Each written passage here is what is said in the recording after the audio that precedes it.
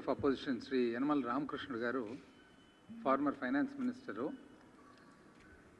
అప్పుడప్పుడు వారానికి ఒకసారి రెండు సార్లు ఏదో ఫిగర్స్ చెప్తూ ఏదో ఫైనాన్స్కు సంబంధించిన విషయాలు మాట్లాడుతూ ఉన్నారు. నిజం చెప్పాలంటే మరి ఫ్రీగా ఉన్నందుకు, ఎందుకంటే కోవిడ్ కాబట్టి బయటికి ఎక్కడ పోవడం లేదు, అదేవిధంగా పొలిటికల్ యాక్టివిటీ కూడా తను పెద్ద పార్టిసిపేట్ చేస్తున్నట్టు లేరు. ఏది ఏమైనా ఎక్కడి నుంచి తెచ్చుకుంటున్నాడు ఆ ఫిగర్స్ అని ఒక్కటన్నా కనీసం ఎతికినామన్నమాట. దాంట్లో ఒక్కటన్నా ఎక్కడన్నా కరెక్ట్ వస్తుందేమో అని అంటే టచ్లో ఉన్నట్లేరు. ఏవేవో ఫిగర్స్ చెప్తున్నారు. అనుకూలమైన మీడియా ఉన్నప్పుడు అవన్నీ ఆటోమేటిక్గా ప్రజల్లోకి ట్రాన్స్మిట్ అవుతూ ఉంటాయి. ప్రభుత్వంలో ఉండగా ఎన్నో పనులు, ఎందుకంటే కోవిడ్ టైమ్స్లో బాగా బాధ్యతలు ఉన్న ప్రభుత్వం కానీ మరి క్యాబినెట్ మెంబర్స్ కానీ అన్ని పనులు వదిలిపెట్టి తనకు రిప్లై ఇవ్వడము మనకు ఒక పని అయిపోయిందనమాట. అయినా తప్పదు కదా, ప్రజాస్వామ్యంలో ప్రతిపక్షం మనకు ఇటువంటి అలిగేషన్స్, వైల్డ్ అలిగేషన్స్, దాంట్లో నిజం ఏం లేకుండా వైల్డ్ అలిగేషన్స్ అయినా కూడా వైల్డ్ అలిగేషన్కు ఇంకా తప్పదు కాబట్టి రిప్లై ఇవ్వాల్సి వస్తుందన్నమాట. అది బాగా మంచి ఫోటోగ్రాఫ్స్ కూడా బాగా చూడండి, బాగా అది ఎట్లా మేనేజ్ చేస్తారో కానీ బాగా మంచి ఫోటోగ్రాఫ్స్, అపోజిషన్ నుండి కూడా బాగా మంచి ఫోటోగ్రాఫ్స్ మేనేజ్ చేస్తారనమాట. ఎటువంటివి? రాష్ట్రంలో పడిపోయిన వృద్ధి రేటు, తెలుగుదేశం పార్టీ హయాంలోని 2 అంకెల వృద్ధి రేటు ప్రస్తుతము 1 అంకె సింగిల్ డిజిట్కు పడిపోయిందని విమర్శించారు. మానవాభివృద్ధి సూచీల్లోనూ ఆంధ్రప్రదేశ్ 27వ స్థానానికి దిగజారింది. తలసరి ఆదాయము క్షీణించింది. బీసీ, ఎస్సీ, ఎస్టీ, మైనార్టీల సంక్షేమానికి 2018-19లో తెలుగుదేశం పార్టీ ప్రభుత్వము, సరే ఏదో ఫిగర్స్ ఇది చూసిన తర్వాత నాకు అనిపిస్తుంది, ఒక పాత సేజ్, ఒక కవి, గొప్ప కవి, అరుంపాయన్ ఆయుం ఆర్వినార్ సొల్లార్ పెరుంపాయన్ ఇల్లత్త సోల్ అంటే తిరువళ్ళవారు అని చెప్పి చాలా గొప్ప కవి. తిరుక్కురల్ అని చెప్పి ఒక గొప్ప, ఆయన ఎన్నో కావ్యాలు రాశాడు, దాంట్లో తిరుక్కురల్ అని చెప్పి రాశారనమాట. అందులో రాజ్యమేమి, పరిపాలన ఏమి, పరిపాలన చేసే వాళ్ళకు ఉండవలసిన గుణాలేమి, ఇట్లా చాలా బ్యూటిఫుల్గా, అంటే చెన్నై ఎవరన్నా పోయిన వాళ్ళు ఉంటే నుంగంబాకంకు కోడంబాకంకు మధ్యలో వల్లువారు కొట్టం అని చెప్పి ఒక పెద్ద ఇది ఉంటుందన్నమాట, చాలా బ్యూటిఫుల్ మాన్యుమెంట్. అది తనకు గుర్తింపుగా కట్టిన మాన్యుమెంట్ అన్నమాట. సో అరుంపాయన్ ఆయుం అరవినార్ సొల్లార్ పెరుంపాయం ఇల్లత్త సోల్ అంటే అర్థం ఏమంటే, the wise in pursuit of worthy gains refrain from speaking without stuff. అంటే ఎవరైనా కానీ మేధావులు ఏదన్నా వాస్తవాలు కానీ సబ్జెక్ట్ ఉంటే మాట్లాడతారు తప్ప, సబ్జెక్టు లేకుండా, వాస్తవం లేకుండా మేధావులు అనేవాళ్ళు ఎవరు మాట్లాడరంట. మళ్ళీ ఎందుకు పెద్ద మనిషి మాట్లాడుతున్నాడో మాకు అర్థం కావడం లేదు. ఒకటొకటి ఆయన చెప్పిన పాయింట్లు ఒకటొకటి చూసుకుంటూ పోదాం. ఏమది? వృద్ధి రేటు పడిపోయిందంట. సార్ మీరు ఇచ్చినారు, వృద్ధి రేటు ఏ విధంగా ఉంటుంది, స్థూల ఉత్పత్తి ఏ విధంగా క్యాలిక్యులేట్ చేస్తారనేది మీరు 2-3 సార్లు అసెంబ్లీలో కూడా బాగా క్షుణ్ణంగా అందరూ వివరించి చెప్పినారు. స్టాటిస్టికల్ ఆర్గనైజేషన్ ఏ విధంగా ఇస్తుంది, ఏ విధంగా వ్యవసాయం కానీ, పరిశ్రమ కానీ, సేవారంగం కానీ వాళ్ళ కాంట్రిబ్యూషన్ వస్తుంది, ఇవన్నీ తెలిసినటివే. ఎక్కడ సార్ పడిపోయిండేది, ఎక్కడ పెరిగింది? వాస్తవానికి 2019 నుంచి యాక్చువల్గా ఎకనామిక్ స్లోడౌన్ ఉంది. ఆర్థికంగా ప్రపంచవ్యాప్తంగా స్లోడౌన్ ఉంది, భారతదేశంలో స్లోడౌన్ ఉంది, దానికి తగినట్లు ఆంధ్రప్రదేశ్ కూడా స్లోడౌన్ ఉంది. నిజం చెప్పంటే ఆంధ్రప్రదేశ్ ఎక్కువ స్లోడౌన్ లేదు, పెద్ద పెద్ద రాష్ట్రాలకు ఉన్నంత స్లోడౌన్ లేదు. ఎందుకంటే మనము అదృష్టానికో దురదృష్టానికో మనం వ్యవసాయం మీద ఆధారపడిన రాష్ట్రం కాబట్టి పరిశ్రమ సేవారంగం మనకు ఆటోమేటిక్గా మనకు 2014 నుంచి విభజన జరిగిన తర్వాత తక్కువైంది కాబట్టి మహారాష్ట్ర, తమిళనాడు అటువంటి రాష్ట్రాలతో పోల్చుకుంటే అంత ఎకనామిక్ స్లోడౌన్ ఎఫెక్ట్ లేదు. అయినా మీ టైం చూద్దాం సార్, మీది చాలా డబుల్ అంకెలు అని చెప్పుకుంటుంటారు కదా, ప్రతిసారి డబుల్ అంకెలు. ఇవి ఒక్కసారి ఈసారి అంచనా వేస్తే 3వ సంవత్సరానికి మనకు యాక్చువల్గా వాస్తవాలు తెలుస్తాయి. అంటే ఇప్పుడు వేసిన అంచనాలు 3 సార్లు, ఒకసారి రివైజ్డ్ ఎస్టిమేట్స్ వస్తాయి, అడ్వాన్స్ ఎస్టిమేట్ మొదటిసారి, మొదటిసారి చేసిన రివిజన్ ఫస్ట్ రివైజ్డ్ ఎస్టిమేట్స్, రెండవసారి చేసిండేది సెకండ్ రివైజ్డ్ ఎస్టిమేట్, మూడవసారి చేసిండేది థర్డ్ రివైజ్డ్ ఎస్టిమేట్. చూద్దాం సార్ మీరు ఇచ్చిండేది 2016-17 మీరేం చెప్పినారు? 6,99,000 కోట్లుంది మన స్థూల ఉత్పత్తి అన్నారు. అది మూడవ ఎస్టిమేట్ వచ్చేటప్పటికి, అంటే గత సంవత్సరానికి వచ్చేటప్పటికి -14,891, అంటే 6,99,000లో 15,000 కోట్లు తగ్గింది. మీరు వేసిన అంచనా కంటే తగ్గింది, అంటే మీరు ఎక్కువ అంచనాలు ఉండారని అర్థం. 2017-18 ఇప్పుడు ఇంకా రెండవ ఎస్టిమేట్స్లో ఉన్నారు, ఇంకా మూడవ ఎస్టిమేట్స్ రావాలా. ఇప్పటికే రెండవ ఎస్టిమేట్కే ఆల్రెడీ 10,687, అంటే ఇంచుమించు 11,000 కోట్లు తగ్గింది. అంటే 2016-17లో మీరు 6,99,000 కోట్ల ఎస్టిమేట్స్ ఇస్తే రెండవ ఎస్టిమేట్ వచ్చేటప్పటికి 1,799, అంటే ఇంచుమించు 1,800 కోట్లు తగ్గితే మూడు పోయేటప్పటికి 15,000 కోట్లకు తగ్గింది. రెండవ ఎస్టిమేట్లో ఏదైతే 1,800 కోట్లు తగ్గిందో మూడవ ఎస్టిమేట్ అంటే ఇంచుమించు పక్కా ఫిగరు 15,000 కోట్లు తగ్గింది. 17-18కి వచ్చేటప్పటికి మీరిచ్చిన అంచనా 8,03,000 కోట్లు ఏదైతే ఉందో రెండవ ఎస్టిమేట్కే 11,000 కోట్లు తగ్గింది. అంటే అందాజుగా ఈ ప్రకారం అంచనాకు పోతే మూడవ ఎస్టిమేట్ వచ్చేటప్పటికి 30,40,000 కోట్లు తగ్గుతుంది మీరు ఇచ్చిన అంచనా. 2018-19 మీరేం చెప్పినారు సార్? బ్రహ్మాండంగా ఆర్థిక ప్రగతి మార్గంలో తీసుకుపోతున్నారు, మీకే తెలుసు అసలు ఎకనామిక్స్, మీరే ఎంఏ ఎకనామిక్స్ చదివినారు, వేరే ఎవరు చదవలేదు అసలు ఈ భారతదేశంలో అన్నట్లు మీరు చెప్పుకున్నారు కదా. 9,33,000 కోట్లు మీరు అడ్వాన్స్ ఎస్టిమేట్స్ ఇస్తే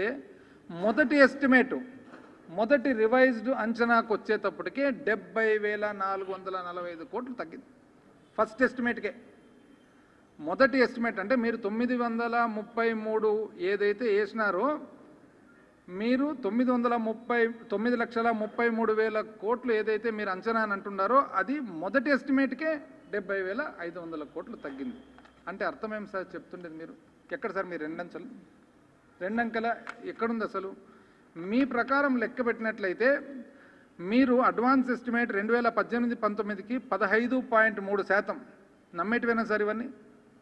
భారతదేశంలో బ్రహ్మాండంగా అన్ని రాష్ట్రాలు కలిపిన దగ్గరనే 8% ఉంటే మీరు మాత్రం 15%, మాదే 2 అంకెలు. ఎందుకంటే 3 సంవత్సరాల తర్వాత కదా మీకు వచ్చేది లెక్క అనేది మీకు తెలుసు. ఇప్పుడు వస్తుంది కదా లెక్క.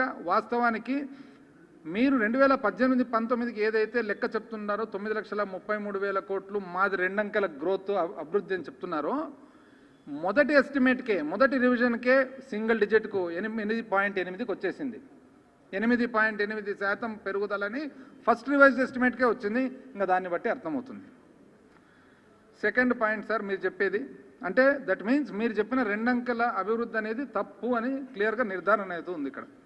రెండోది సార్ మీరు చెప్పేది రెవెన్యూ వ్యయము 6.96% పెరిగిపోయింది, 8,949 కోట్లు రెవెన్యూ వ్యయం పెరిగింది.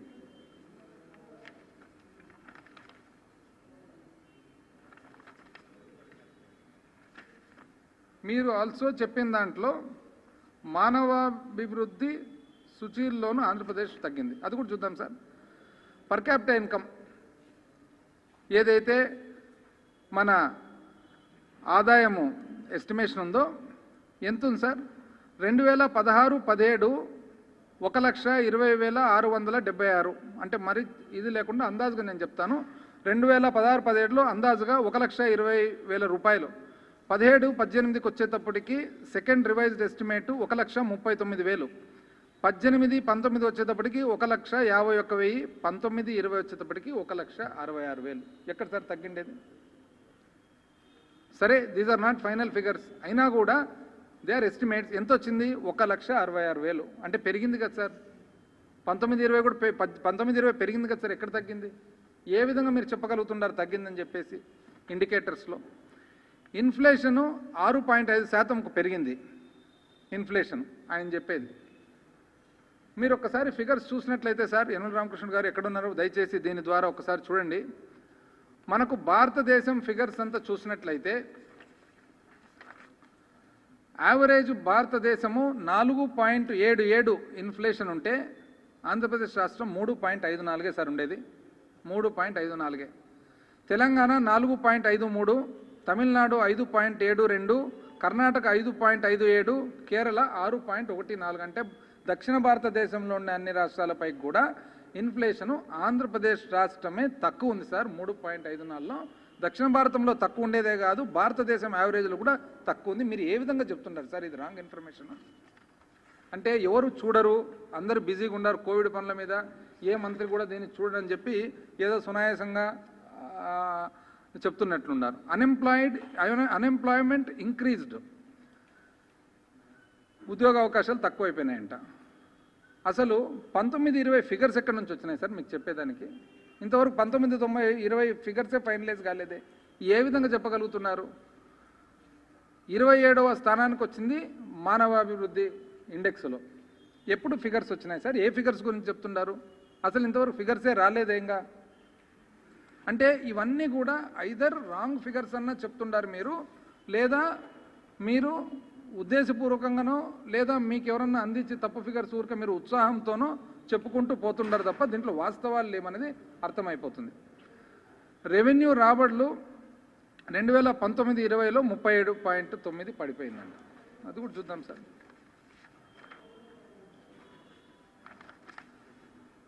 రెవెన్యూ రాబడి ఎంత సార్ మీరు చెప్పేది? 37.9 పడిపోయింది, అంటే 40% పడిపోయిందంట. ఎక్కడ లెక్కలు చెప్తున్నారు సార్ మీరు? లెక్కలు చూసి చెప్తున్నారు. మీరు 5 సంవత్సరాలు ఆర్థిక శాఖ మంత్రిగా పనిచేసినారు. 2018-19 1,14,670 కోట్లు, 1,14,670 కోట్లు అయితే 19-20 వచ్చేటప్పటికి 1,10,870, అంటే కేవలం 3,799, అంటే 3,800 కోట్లు తగ్గింది సార్. ఇది మనకే కాదు, మొత్తం భారతదేశంలో 19-20 ఎకనామిక్స్ స్లోడౌన్ వలన అంతా తగ్గింది. మీరు చెప్పినట్లు ఇదేమి 30% ఏం తగ్గలేదు సార్.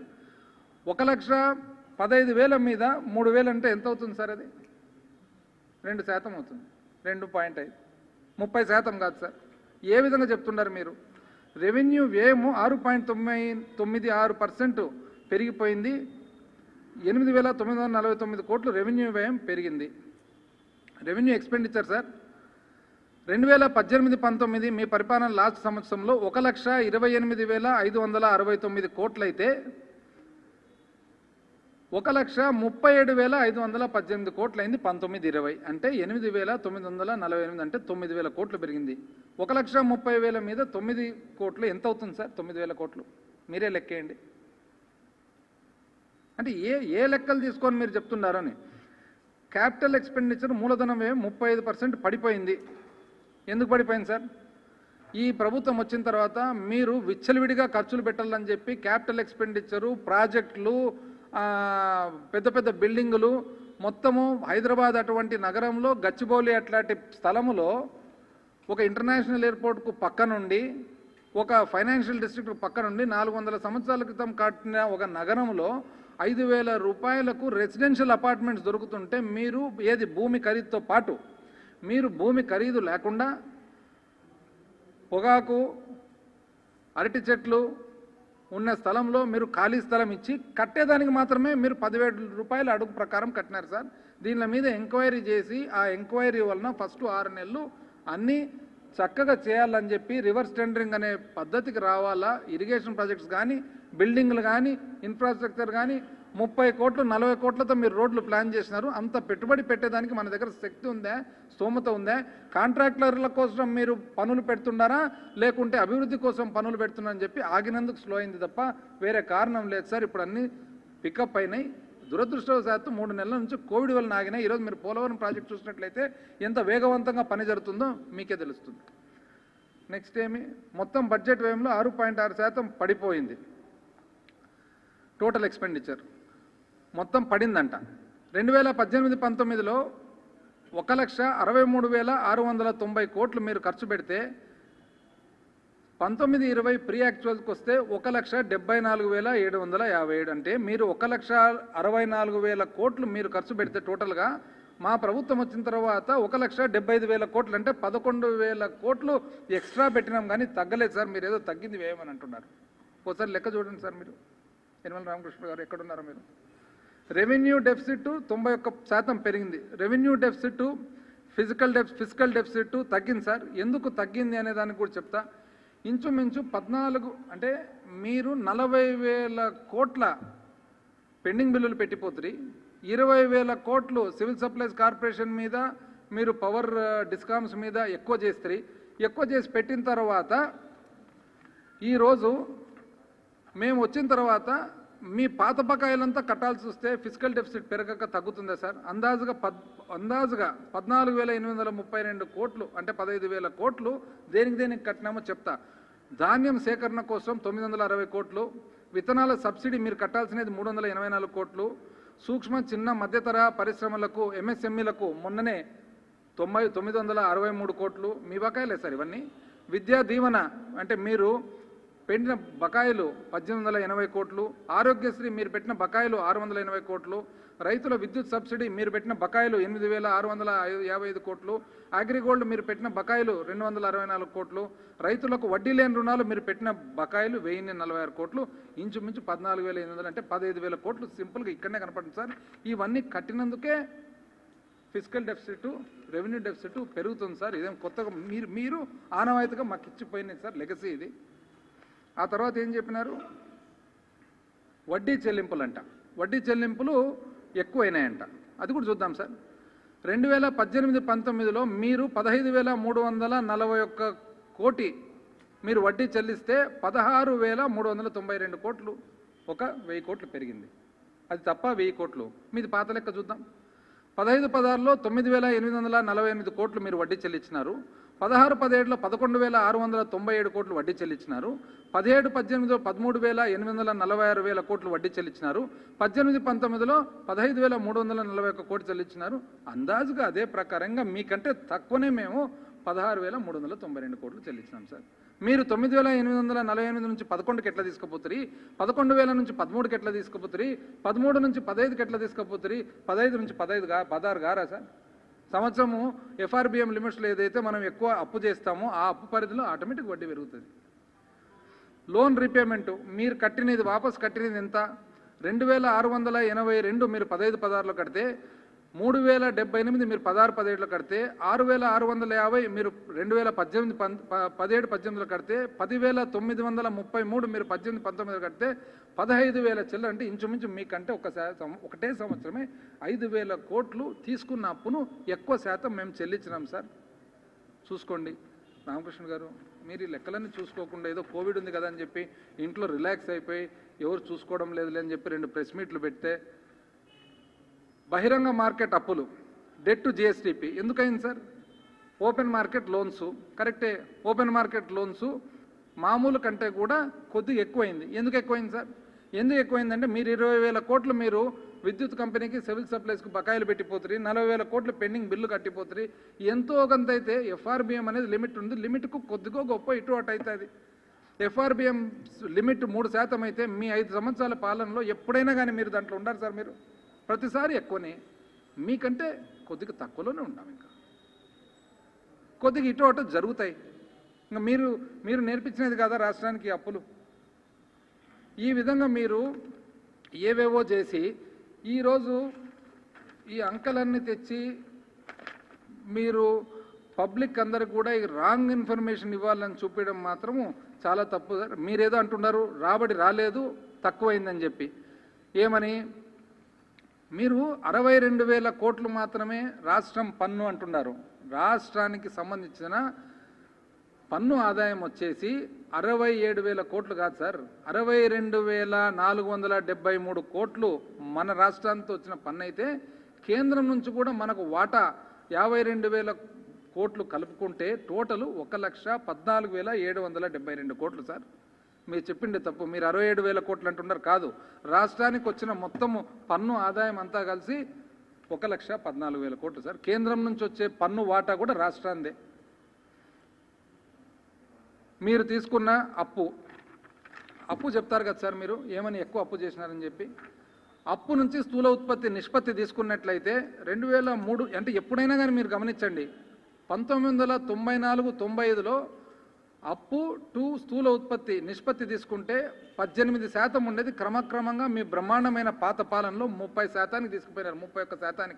18.5 నుంచి 31% తీసుకుపోతే 2004 నుంచి 2014 వరకు మళ్ళీ 10 సంవత్సరాలు మీరు లేకుండా ఉన్న ప్రభుత్వాలు దానిలను 31% నుంచి 22%కి తగ్గించినారు. తగ్గిస్తే మళ్ళీ మీరు 5 సంవత్సరాల్లో మీరేం చేసినారు? 22% నుంచి మీరు మళ్ళీ 28%కి తీసుకుపోయినారు. మీరు మాకు విపరీతమైన అప్పులు మాకు ఇచ్చిపోయినందుకు మాకు ఇబ్బందుల్లో ఆ అప్పు నుంచి ఒకటే సంవత్సరంలో బయట పడలేము కదా సార్.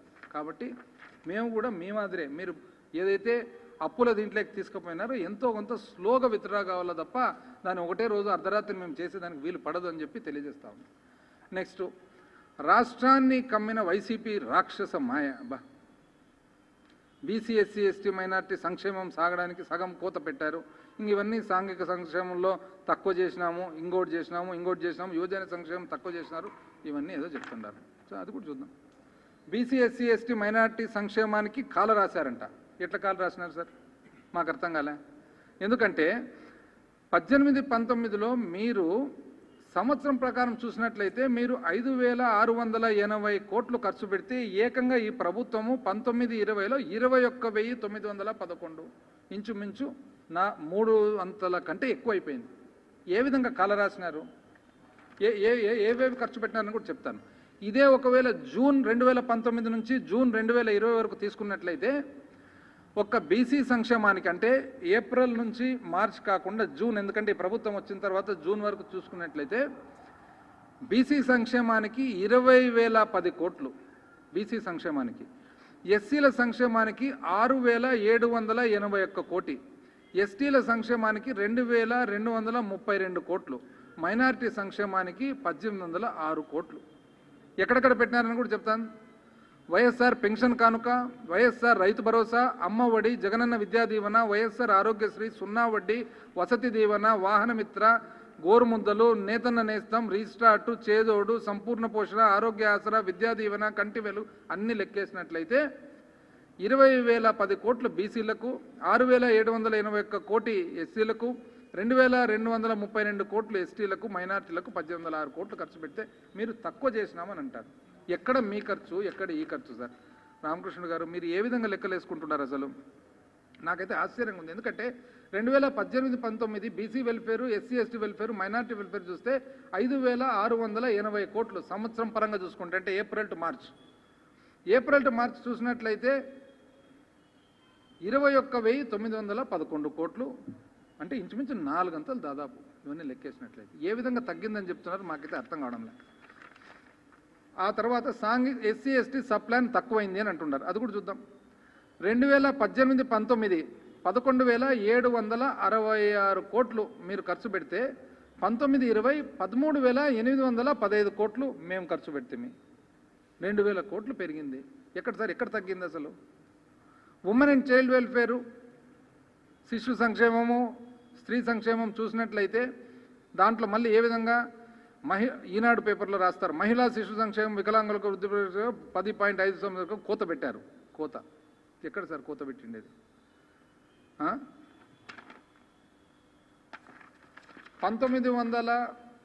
1998 కోట్లు ఖర్చు పెడితే 19-20కి వచ్చేటప్పటికి 2,491, అంటే ఇంచుమించు 500 కోట్లు పెరిగింది. ఎక్కడ తగ్గింది? ఎవరు చూస్తున్నారు ఇదంతా అసలు?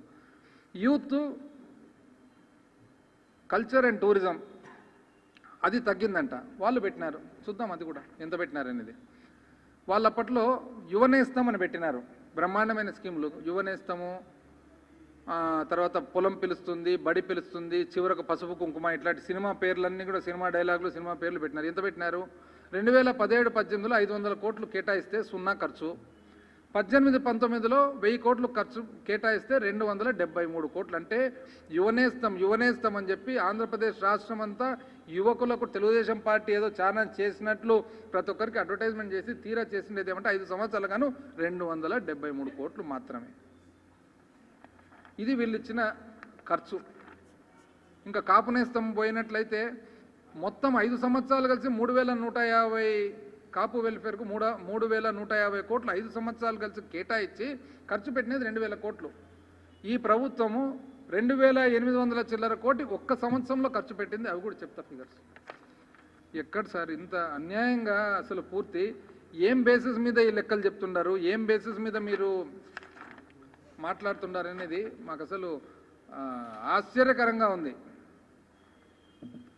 టోటల్గా చూసినట్లయితే ఇంచుమించు జూన్ 2019 నుంచి జూన్ 2020 వరకు లెక్కేసినట్లయితే మొత్తము వెల్ఫేర్ గాను బీసీలు, ఎస్సీలు, ఎస్టీలు, మైనారిటీలు అన్ని లెక్కేసినట్లయితే ఇంచుమించు 3,99,00,000 బెనిఫిషరీస్, లబ్ధిదారులు 3,99,00,000 మంది బెనిఫిషరీస్ ఉంటే 3,99,00,000 మంది బెనిఫిషరీస్ గాను 42,603 కోట్లు 42,603 కోట్లు దాదాపు వాళ్ళకి ఇవ్వడం జరిగింది. ఇది చూసిన తర్వాత అసలు ఎంత ఆశ్చర్యంగా ఉంది. ఆయన అంటారు, మళ్ళీ ఏమంటారు ఆయన, కోత వాత రోత అంట. కోత వాత రోత రైము మళ్ళా దీంట్లో కూడా. ఎక్కడ కోత ఎక్కడ వాత? వాళ్ళు 5 సంవత్సరాలు అందరికి కోతలు పెట్టి వాతలు పెట్టి అదే అలవాటైనట్లుంది. ఈ స్కీమ్స్ అన్ని చూడండి, కొత్త స్కీమ్స్ అన్ని కూడా ఇప్పుడు ఈ స్కీమ్లన్నీ చూసిన తర్వాత ఎక్కడన్నా కానీ కోత కానీ వాత కానీ రోత కానీ ఉందా అని చెప్పి ప్రజలే ఈరోజు డిసైడ్ చేసుకోవాలి. పెన్షన్ కానుక ఉంది, ఆసరా ఉంది, అమ్మ ఒడి ఉంది, చేయూత ఉంది, ఫీ రీయింబర్స్మెంట్, జగనన్న విద్యా దీవెన ఉంది, జగనన్న వసతి దీవెన ఉంది, వాహనమిత్ర ఉంది, జగనన్న చేదోడు ఉంది. హాకర్లు అంటే ఎవరైతే పాపం చిన్న వ్యాపారాలు చేసుకుంటున్నారో వాళ్లకు, నేతన్నకు, మరి మత్స్యకారులకు గోరుముద్దలు, ఇన్ఫ్రాస్ట్రక్చరు, నాడు నేడు, వైఎస్ఆర్ ఆరోగ్యశ్రీ, ఆరోగ్యం మీరైతే 6 నెలలు 9 నెలలు సంవత్సరం రోజులు పెండింగ్ బిల్లులు పెడుతుండ్రు. ఇప్పుడు దాదాపు 15 రోజులు కూడా పెండింగ్ బిల్లు లేదు ఆరోగ్యశ్రీ ఎక్కడైనా కానీ ఆసుపత్రుల్లో. కాలేజీలకు ఏదైతే ఫీ రీయింబర్స్మెంట్ ఉందో అప్ టు డేట్ ఉన్నాయి పేమెంట్లు. ఆరోగ్యశ్రీ ఆసరా, నాడు నేడు, 104, 108, మొన్న 1088 అంబులెన్స్లు గౌరవ ముఖ్యమంత్రి గారు రిలీజ్ చేస్తే మొత్తం యావత్ భారతదేశం అంతా అప్రిషియేట్ చేసి కాక ఇంటర్నేషనల్ కూడా అప్రిసియేషన్ వచ్చింది. కోవిడ్ టైమ్స్లో ఇంత మంచి నిర్ణయము, ఇంత ప్రజలకు ఉపయోగపడే నిర్ణయం అని చెప్పి మీకు ఏది కనపడుతున్నట్లేదు. వాత రోత ఇంకా ఏదో చెప్తాడు ఆయన. హౌసింగ్ ఈరోజు దాదాపు 30 లక్షల మందికి పట్టాలు ఇవ్వబోతుంది ప్రభుత్వం. ఇవన్నీ చూసిన తర్వాత ఇప్పుడు ఏదన్నా ఒక్కటన్నా కానీ ప్రజా సంక్షేమము దృష్టిలో లేకుండా చేసిన స్కీమ్ ఒకటన్నా ఉందా అని. ఇవి కాక మళ్ళీ వాళ్ళు 2 రోజుల నుంచి ఢిల్లీకి పోయినామంట. ఢిల్లీకి పోయిన తర్వాత ఏదో ఫైనాన్షియల్ దీని గురించి పోయినాము. ఒక పేపర్లో ఏం రాస్తారంటే మనం పోయి పెట్టిన ప్రపోజలు వాళ్ళు అసలు వినలేదని ఒకరు. అసలు మీరు ఎవరు లేరే, ఎట తెలుసు మెక్కిది? ఎవరన్నా ఉండారా లోపల? మేము ఉండేది 2-3 గౌరవ మంత్రివర్యులతో పాటు. అంటే ఇది ఊహరా, లేకుంటే బాగా జరిగేది కూడా మీకు బాగా జరుగుతుందని బాధనా, లేదా ఎందుకు నాకు అర్థం కాలేదు. ఇంతే ఈవెన్ ఆలోచన రాయడము ఇది కూడా మీకు ఈ రాష్ట్రానికి బాగా ఏది జరగకూడదు అనేది అంత ఉందే అని చెప్పి ఎవరెవరైతే అవన్నీ రాస్తున్నారు. పోయినది ఎందుకు? పోయినది లోకల్ బాడీ గ్రాంట్స్ పెండింగ్ ఉన్నాయి, దయచేసి రాష్ట్రానికి రావాల్సిన బ్యాలెన్స్ ఇవ్వండి మేడం అంటే కేంద్ర ప్రభుత్వము గత 3 నెలల క్రితము లోకల్ బాడీ గ్రాంట్స్ ఏవైతే పెండెన్సీ ఉందో కోవిడ్ సందర్భంగా రాష్ట్రాలకు ఉపయోగపడుతుంది లోకల్ బాడీస్ కానీ పాపం రిలీజ్ చేసినారు, కొద్దిగా ఉంది, అది కూడా చేస్తామని అన్నారు. ఆ తర్వాత జిఎస్టీ కాంపెన్సేషను పాతది ఏది 2017-18, 2019-20 ఆ పాత 237 కోట్లు ఒక పెండెన్సీ ఉంది. ఆ పెండెన్సీ రికన్సిలేషన్ వల్ల జిఎస్టీ కౌన్సిల్కు సిఏజీకి రికన్సిలేషన్ ఉంది, అది కూడా రికన్సిల్ అయింది కాబట్టి ఇస్తామని అన్నారు. పోలవరం ప్రాజెక్టుకు సంబంధించి ఏదైతే 3,800 కోట్లు ఆల్రెడీ రాష్ట్ర ప్రభుత్వం ఖర్చు పెట్టింది, రీయింబర్స్మెంట్ కావాలంటే అదొక ఆడిట్ అనేది ఒకటి ఉండింది, ఆడిట్ కూడా కంప్లీట్ అయింది, ఇస్తామని చెప్పినారు. దాని తర్వాత ఏదైతే వెనుకబడిన పునర్వ్యవస్థీకరణ చట్టం ప్రకారము వెనుకబడిన ప్రాంతాలకు సంబంధించిన 7 జిల్లాలకు సంబంధించిన గ్రాంట్ అంటే అది కూడా పాపం రిలీజ్ చేస్తామని అన్నారు. రెవెన్యూ డెఫిసిట్ గ్రాంట్ కన్సిడర్ చేస్తామని అన్నారు. సో ప్రతి ఒక్కటి కూడా మనం పోయి అడిగినేది ఏంది, ఏదైతే మన ప్యాడీ ప్రొక్యూర్మెంట్ ఉందో మన రైస్ సబ్సిడీ దాన్ని కూడా పెండెన్సీ ఉండేది అది కన్సిడర్ చేసి ఎంత తొందరగా వీలైతే అంత తొందరగా రిలీజ్ చేస్తామన్నారు. మేము పోయినేది ఏంది, మేము అడిగినేది ఏంది, మీరు రాసేది ఏంది, రాసేవాళ్ళు ఎవరైతే ఉన్నారో ఇంత అన్యాయంగా నాకు పూర్తి అంటే ఏం న్యూస్ దొరకడం. ఇప్పుడు వాళ్ళు ఉన్నారు ఉన్నది లేనిటివి చెప్పుకొని తిరుగుతుంటారనమాట. మనమేమి ఏదైనా కానీ జరిగిన తర్వాత వచ్చిన తర్వాత చెప్తే బాగుంటుందని చెప్పి మన ఊరికి అడ్వర్టైజ్మెంట్ కోరుకోవడం లేదు. సింపుల్గా అడ్వర్టైజ్మెంట్ లేకుండా ఖర్చు తక్కువతో పోయి పనులు చేసుకొని వచ్చుకుంటున్నాం. వాళ్ళ మాదిరి ఊరికి పొద్దున్న లేచిన నుంచి 10 మంది పోయి టైం వేస్ట్ చేసుకోవడం లేదు. ఈ పరిస్థితుల్లో సుజనా చౌదరి గారు మళ్ళీ దాంతోపాటు రామాయపట్నం మన పునర్వ్యవస్థీకరణ చట్టానికి సంబంధించిన రామాయపట్నం పోర్టు కానీ కడప స్టీల్ ప్లాంట్ కానీ ఇండస్ట్రియల్ మన పరిశ్రమకు సంబంధించిన ఇన్సెంటివ్స్ కానీ ఇవన్నీ కూడా అడగడం జరిగింది. ఇది కాక దీంతో పాటు సుజనా చౌదరి గారు నిన్న చెప్తారు ఏమని, వాళ్ళకి అడ్వైజర్లు ఉన్నారు కదా, ఎట్లా పోయి అడిగినారు, ఇండివిజువల్ ఎవరో ఇస్తారంట. ఎవరు ఇండివిజువల్ మీకు తెలుసునా అండి? మీరు ఉన్నారా డిస్కషన్లో మీరు లేరు. మేము ఒక సింగిల్ పేపర్ ఎవరికి ఇచ్చినది లేదు. మీకు ఎట్లా తెలుసు ఇవన్నీ? డిస్కషన్లోనా మీరు లేరు. మేము ఒక పేపర్ అన్నా అక్కడ రిప్రజెంటేషన్ ఈ సబ్జెక్టుకు సంబంధించినది ఇచ్చింటే అప్పుడు మీరు పేపర్ను బట్టన్నా చెప్పొచ్చు. అంటే ఇంత అన్యాయం అండి. మేము ఏమన్నామంటే ఒక పర్టికులర్ సంస్థ ఉంది, ఆ పర్టికులర్ సంస్థ వాళ్ళు ఫైనాన్షియల్ అసిస్టెన్స్ ఇచ్చేదాంతో పాటు కోవిడ్కు సంబంధించి అందులో కొంత ఫైనాన్షియల్ అసిస్టెన్స్తో పాటు కొంత గ్రాంట్ కూడా ఇచ్చేదానికి వాళ్ళు సిద్ధంగా ఉన్నారు. తక్కువ రేట్ ఆఫ్ ఇంట్రెస్ట్కు సోవరెన్ గ్యారంటీ ఇచ్చేదానికి మీరు ఒకవేళ ఒప్పుకుంటే దెన్ మేము ప్రొసీడ్ అవుతామని చెప్పి పర్మిషన్కు పోయినాం. ఇప్పుడు వాళ్ళు ఏమంటారు, మీకు ఎట్లా ఇస్తారు అంట. ఇప్పుడు ఉదాహరణకు ఒక బ్యాంక్ ఏ ఉంది, ఆ ఏ బ్యాంకు మనకు 1% వడ్డీ, ఒక 10% వడ్డీకి 1,000 కోట్లు ఇస్తున్నారు. ఇంకొక బి అనే వ్యవస్థ ఉంది, ఆ వ్యవస్థ 10 కాకుండా 8%కి ఇస్తాము, ఇంకా బెటర్ రేట్లో ఇస్తాము, కోవిడ్ సందర్భంగా మేము దానికి అడిషనల్గా గ్రాంట్ కూడా ఇస్తామని చెప్తే మేము పోయి అడగడంలో తప్పుందా? అయితే ఎంత అన్యాయంగా మాట్లాడుతున్నారు అసలు. నాకైతే నిజంగా అంత బాధ్యత గల పోస్టులలో ఉండి ఇవన్నీ ఊహాగానం ఇవన్నీ చేసుకుంటున్నారంటే చాలా ఆశ్చర్యకరంగా ఉంది.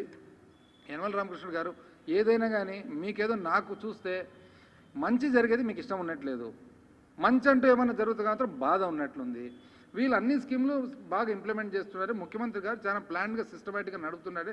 రాష్ట్రం అంతా కూడా ఈవెన్ ఇంత కోవిడ్ నుంచి అల్లాడిపోయే పరిస్థితులు కూడా మొత్తం మీద పరిపాలన కరెక్ట్గా చేస్తున్నారు సవ్యంగా అని చెప్పి మీకు బాధ కలుగుతున్నట్లుంది. అందుకని పబ్లిక్ అందరికీ రాంగ్ ఇన్ఫర్మేషన్ ఇచ్చడానికి ప్రతి ఒక్క అంకె తప్పు, ప్రతి ఒక్క ఎస్టిమేషన్ తప్పు, ప్రతి ఒక్కటి తప్పు. అందుకని మిమ్మల్ని చూసిన తర్వాత మళ్ళీ ఒకసారి తిరువళ్ళు వారు చెప్పినదనమాట, పాళ్ళార్ మున్నెప్పాయనల్ల సొల్లువన్ ఇల్లరుం ఇల్లప్పు పాదం అంటే ఏమది అర్థం అంటే, intelligence in silly banter to the contempt of many attracts all rounds con అని. పాళ్ళార్ మునియప్పాయనల్ సొల్లువన్ ఇల్లరుం ఇల్లప్పాదం అంటే ఎప్పుడైనా కానీ అనవసరమైన మాటలు మాట్లాడి, తప్పు మాటలు మాట్లాడి, సంబంధం లేని విషయాలు మాట్లాడితే ప్రజల దృష్టిలో వాళ్ళ దృష్టిలో మనం తక్కువ అవుతాం తప్ప ఎక్కువ కామనేది రామకృష్ణ గారు దయచేసి పెద్ద మనిషి అయిన తిరువళ్ళు వారు తిరుక్కురల్లో ఉన్న భాగాలు ఇవన్నీ మీకు బాగా కరెక్ట్గా వర్తిస్తుండే. నెక్స్ట్ టైం ఏదన్నా కానీ మీరు ప్రెస్ కాన్ఫరెన్స్ అంటే ఫ్రీగా ఉండారు, మీరు మాకు అర్థమవుతుంది, ఫ్రీగా ఉండారు కాబట్టి మంచి పుస్తకాలు చదవండి, మంచి అభిప్రాయాలు ఐడియాలు ఇవ్వండి. అంతేగాని ఇట్లా రాంగ్ ఫిగర్స్ ఇచ్చేసి పబ్లిక్ అంతా అందరికీ కన్ఫ్యూజన్ క్రియేట్ చేసి మాకు ఇబ్బంది పెట్టి పనులు చేసుకునే వాళ్ళందరూ పరిగెత్తుకుంటూ వచ్చి మీరు చెప్పిన తప్పుడు ఆరోపణలకంతా సమాధానాలు చెప్పుకుంటూ మా సమయం కూడా వేస్ట్ చేసుకుండా దయచేసి మీ పెద్దరికానికి కరెక్ట్గా ఏదన్నా కానీ కరెక్ట్గా సలహా ఇవ్వండి, లేదా కరెక్ట్గా మీరు అబ్జర్వేషన్ చెప్పండి, కానీ ఇది మాత్రం వద్దండి. ఏదండి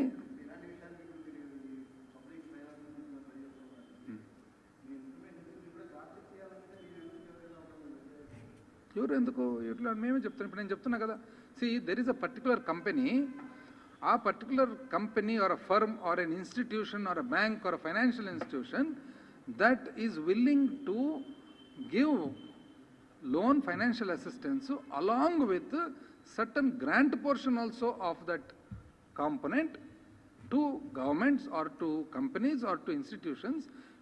ఈ విధంగా ఒక ప్రపోజల్ ఉంది, మీరు దానికి యాక్సెప్టబుల్ అయితే మీరు గ్యారంటీ ఇచ్చేదానికి మీరు ఓకే అని అంటే కన్నా మేము సగం డ్యూ డిలిజెన్స్ చేయడం జరిగింది. బ్యాలెన్స్ డ్యూ డిలిజెన్స్కు మన ఫారెన్ ఎంబసీ ఏదైతే ఉందో ఆ ఎంబసీని అడిగినాం టు డూ డ్యూ డిలిజెన్స్. దాని తర్వాత if you are acceptable we will go అన్నాం. ఇప్పుడు ఒక బ్యాంక్ ఉంది, బ్యాంక్ 10% ఇస్తుంది, ఇంకొక బ్యాంక్ వచ్చి 8% మేము ఇస్తామని అన్నప్పుడు తప్పే ఉంది తీసుకునేదానికి. ఫైనల్గా ఇచ్చేవాడు ఆలోచన చేయాలి, కానీ తీసుకునే వాళ్ళకి తక్కువ వడ్డీకి వచ్చినప్పుడు వాళ్ళకేం బాధ నాకు అర్థం కాలే. ఇంతవరకు ఇంకా ప్రిలిమినరీ స్టేజ్లో ఉంది కాబట్టి I don't want to give the details. When something works out definitely we will. Preliminary స్టేజ్లో ఉన్నప్పుడు because this is basically in the initial stages, are you acceptable or not to give guarantee అని అంతే.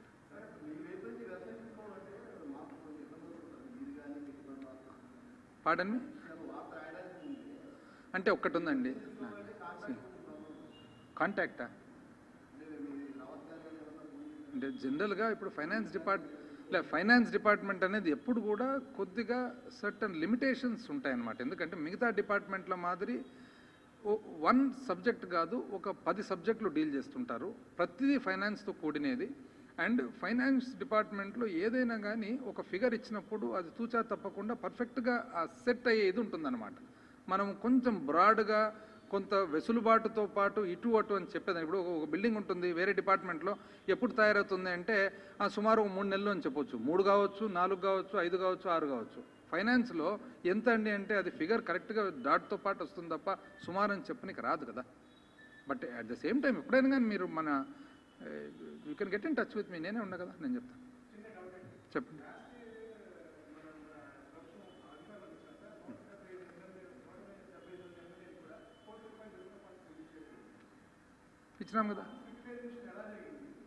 ఇచ్చినాం కదా అందరికి ఇచ్చినాం.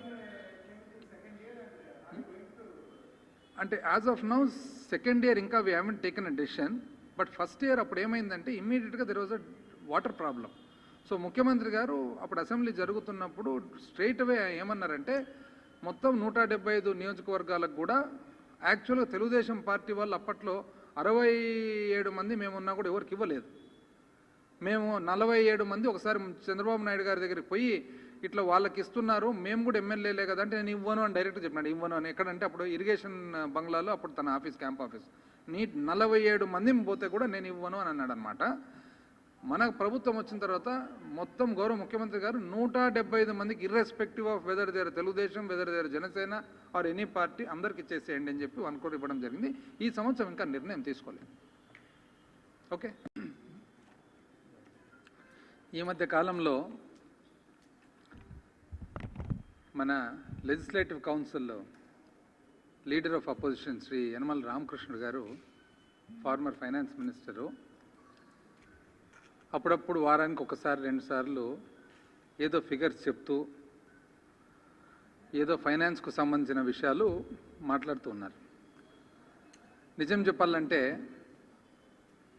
మరి ఫ్రీగా ఉన్నందుకు, ఎందుకంటే కోవిడ్ కాబట్టి బయటికి ఎక్కడ పోవడం లేదు, అదేవిధంగా పొలిటికల్ యాక్టివిటీ కూడా తను పెద్ద పార్టిసిపేట్ చేస్తున్నట్టు లేరు. ఏది ఏమైనా ఎక్కడి నుంచి తెచ్చుకుంటున్నాడు ఆ ఫిగర్స్ అని ఒక్కటన్నా కనీసం ఎతికినామన్నమాట. దాంట్లో ఒక్కటన్నా ఎక్కడన్నా కరెక్ట్ వస్తుందేమో అని అంటే టచ్లో ఉన్నట్లేరు. ఏవేవో ఫిగర్స్ చెప్తున్నారు. అనుకూలమైన మీడియా ఉన్నప్పుడు అవన్నీ ఆటోమేటిక్గా ప్రజల్లోకి ట్రాన్స్మిట్ అవుతూ ఉంటాయి. ప్రభుత్వంలో ఉండంగా ఎన్నో పనులు, ఎందుకంటే ఈ కోవిడ్ టైమ్స్లో బాగా బాధ్యతలు ఉన్న ప్రభుత్వం కానీ మరి క్యాబినెట్ మెంబర్స్ కానీ అన్ని పనులు వదిలిపెట్టి తనకు రిప్లై ఇవ్వడము మనకు ఒక పని అయిపోయిందనమాట. అయినా తప్పదు కదా, ప్రజాస్వామ్యంలో ప్రతిపక్షం మనకు ఇటువంటి అలిగేషన్స్, వైల్డ్ అలిగేషన్స్, దాంట్లో నిజం ఏం లేకుండా వైల్డ్ అలిగేషన్స్ అయినా కూడా వైల్డ్ అలిగేషన్కు ఇంకా తప్పదు కాబట్టి రిప్లై ఇవ్వాల్సి వస్తుందన్నమాట. అది బాగా మంచి ఫోటోగ్రాఫ్స్ కూడా బాగా చూడండి, బాగా అది ఎట్లా మేనేజ్ చేస్తారో కానీ బాగా మంచి ఫోటోగ్రాఫ్స్, అపోజిషన్ నుండి కూడా బాగా మంచి ఫోటోగ్రాఫ్స్ మేనేజ్ చేస్తారనమాట. ఎటువంటివి? రాష్ట్రంలో పడిపోయిన వృద్ధి రేటు, తెలుగుదేశం పార్టీ హయాంలోని 2 అంకెల వృద్ధి రేటు ప్రస్తుతము 1 అంకె సింగిల్ డిజిట్కు పడిపోయిందని విమర్శించారు. మానవాభివృద్ధి సూచీల్లోనూ ఆంధ్రప్రదేశ్ 27వ స్థానానికి దిగజారింది. తలసరి ఆదాయము క్షీణించింది. బీసీ, ఎస్సీ, ఎస్టీ, మైనార్టీల సంక్షేమానికి 2018-19లో తెలుగుదేశం పార్టీ ప్రభుత్వము, సరే ఏదో ఫిగర్స్ ఇది చూసిన తర్వాత నాకు అనిపిస్తుంది, ఒక పాత సేజ్, ఒక కవి, గొప్ప కవి, అరుంపాయన్ ఆయుం ఆర్వినార్ సొల్లార్ పెరుంపాయన్ ఇల్లత్త సోల్ అంటే తిరువళ్ళవారు అని చెప్పి చాలా గొప్ప కవి. తిరుక్కురల్ అని చెప్పి ఒక గొప్ప, ఆయన ఎన్నో కావ్యాలు రాశాడు, దాంట్లో తిరుక్కురల్ అని చెప్పి రాశారనమాట. అందులో రాజ్యమేమి, పరిపాలన ఏమి, పరిపాలన చేసే వాళ్ళకు ఉండవలసిన గుణాలేమి, ఇట్లా చాలా బ్యూటిఫుల్గా. అంటే చెన్నై ఎవరన్నా పోయిన వాళ్ళు ఉంటే నుంగంబాకంకు కోడంబాకంకు మధ్యలో వల్లువారు కొట్టమని చెప్పి ఒక పెద్ద ఇది ఉంటుందన్నమాట, చాలా బ్యూటిఫుల్ మాన్యుమెంట్. అది తనకు గుర్తింపుగా కట్టిన మాన్యుమెంట్ అన్నమాట. సో అరుంపాయన్ ఆయుం అరవినార్ సొల్లార్ పెరుంపాయం ఇల్లత సోల్ అంటే అర్థం ఏమంటే the wise in pursuit of worthy gains refrain from speaking without stuff. అంటే ఎవరైనా కానీ మేధావులు ఏదన్నా వాస్తవాలు కానీ సబ్జెక్ట్ ఉంటే మాట్లాడతారు తప్ప సబ్జెక్టు లేకుండా వాస్తవం లేకుండా మేధావులు అనేవాళ్ళు ఎవరు మాట్లాడరంట. మళ్ళీ ఎందుకు పెద్ద మనిషి మాట్లాడుతున్నాడో మాకు అర్థం కావడం లేదు. ఒకటొకటి ఆయన చెప్పిన పాయింట్లు ఒకటొకటి చూసుకుంటూ పోదాం. ఏమది? వృద్ధి రేటు పడిపోయిందంట. సార్ మీరు ఇచ్చినారు వృద్ధి రేటు ఏ విధంగా ఉంటుంది, స్థూల ఉత్పత్తి ఏ విధంగా క్యాలిక్యులేట్ చేస్తారనేది మీరు 2-3 సార్లు అసెంబ్లీలో కూడా బాగా క్షుణ్ణంగా అందరూ వివరించి చెప్పినారు. స్టాటిస్టికల్ ఆర్గనైజేషన్ ఏ విధంగా ఇస్తుంది, ఏ విధంగా వ్యవసాయం కానీ పరిశ్రమ కానీ సేవారంగం కానీ వాళ్ళ కాంట్రిబ్యూషన్ వస్తుంది, ఇవన్నీ తెలిసినటివే. ఎక్కడ సార్ పడిపోయిండేది, ఎక్కడ పెరిగింది? వాస్తవానికి 2019 నుంచి యాక్చువల్గా ఎకనామిక్ స్లోడౌన్ ఉంది. ఆర్థికంగా ప్రపంచవ్యాప్తంగా స్లోడౌన్ ఉంది, భారతదేశంలో స్లోడౌన్ ఉంది, దానికి తగినట్లు ఆంధ్రప్రదేశ్ కూడా స్లోడౌన్ ఉంది. నిజం చెప్పంటే ఆంధ్రప్రదేశ్ ఎక్కువ స్లోడౌన్ లేదు, పెద్ద పెద్ద రాష్ట్రాలకు ఉన్నంత స్లోడౌన్ లేదు. ఎందుకంటే మనము అదృష్టానికో దురదృష్టానికో మనం వ్యవసాయం మీద ఆధారపడిన రాష్ట్రం కాబట్టి పరిశ్రమ సేవారంగం మనకు ఆటోమేటిక్గా మనకు 2014 నుంచి విభజన జరిగిన తర్వాత తక్కువైంది కాబట్టి మహారాష్ట్ర తమిళనాడు అటువంటి రాష్ట్రాలతో పోల్చుకుంటే అంత ఎకనామిక్ స్లోడౌన్ ఎఫెక్ట్ లేదు. అయినా మీ టైం చూద్దాం సార్. మీరు చాలా డబుల్ అంకెలు అని చెప్పుకుంటుంటారు కదా, ప్రతిసారి డబుల్ అంకెలు. ఇవి ఒక్కసారి ఈసారి అంచనా వేస్తే 3వ సంవత్సరానికి మనకు యాక్చువల్గా వాస్తవాలు తెలుస్తాయి. అంటే ఇప్పుడు వేసిన అంచనాలు 3 సార్లు, ఒకసారి రివైజ్డ్ ఎస్టిమేట్స్ వస్తాయి, అడ్వాన్స్ ఎస్టిమేట్ మొదటిసారి చేసిన రివిజను ఫస్ట్ రివైజ్డ్ ఎస్టిమేట్స్, రెండవసారి చేసిండేది సెకండ్ రివైజ్డ్ ఎస్టిమేట్, మూడవసారి చేసిండేది థర్డ్ రివైజ్డ్ ఎస్టిమేట్. చూద్దాం సార్ మీరు ఇచ్చిండేది 2016-17 మీరేం చెప్పినారు? 6,99,000 కోట్లు ఉంది మన స్థూల ఉత్పత్తి అన్నారు. అది 3వ ఎస్టిమేట్ వచ్చేటప్పటికి అంటే గత సంవత్సరానికి వచ్చేటప్పటికి -14,891 అంటే 6,99,000లో 15,000 కోట్లు తగ్గింది. మీరు వేసిన అంచనా కంటే తగ్గింది. అంటే మీరు ఎక్కువ అంచనాలు ఉన్నారని అర్థం. 2017-18 ఇప్పుడు ఇంకా 2వ ఎస్టిమేట్స్లో ఉన్నారు, ఇంకా 3వ ఎస్టిమేట్స్ రావాలా. ఇప్పటికే 2వ ఎస్టిమేట్కే ఆల్రెడీ 10,687 అంటే ఇంచుమించు 11,000 కోట్లు తగ్గింది. అంటే 2016-17లో మీరు 6,99,000 కోట్ల ఎస్టిమేట్స్ ఇస్తే 2వ ఎస్టిమేట్ వచ్చేటప్పటికి 1,799 అంటే ఇంచుమించు 1,800 కోట్లు తగ్గితే 3 పోయేటప్పటికి 15,000 కోట్లకు తగ్గింది. 2వ ఎస్టిమేట్లో ఏదైతే 1,800 కోట్లు తగ్గిందో 3వ ఎస్టిమేట్ అంటే ఇంచుమించు పక్కా ఫిగరు 15,000 కోట్లు తగ్గింది. 17-18కి వచ్చేటప్పటికి మీరిచ్చిన అంచనా 8,03,000 కోట్లు ఏదైతే ఉందో 2వ ఎస్టిమేట్కే 11,000 కోట్లు తగ్గింది. అంటే అందాజుగా ఈ ప్రకారం అంచనాకు పోతే 3వ ఎస్టిమేట్ వచ్చేటప్పటికి 30,40,000 కోట్లు తగ్గుతుంది మీరు ఇచ్చిన అంచనా. 2018-19 మీరేం చెప్పినారు సార్? బ్రహ్మాండంగా ఆర్థిక ప్రగతి మార్గంలో తీసుకుపోతున్నారు, మీకే తెలుసు అసలు ఎకనామిక్స్, మీరే ఎంఏ ఎకనామిక్స్ చదివినారు, వేరే ఎవరు చదవలేదు అసలు ఈ భారతదేశంలో అన్నట్లు మీరు చెప్పుకున్నారు కదా.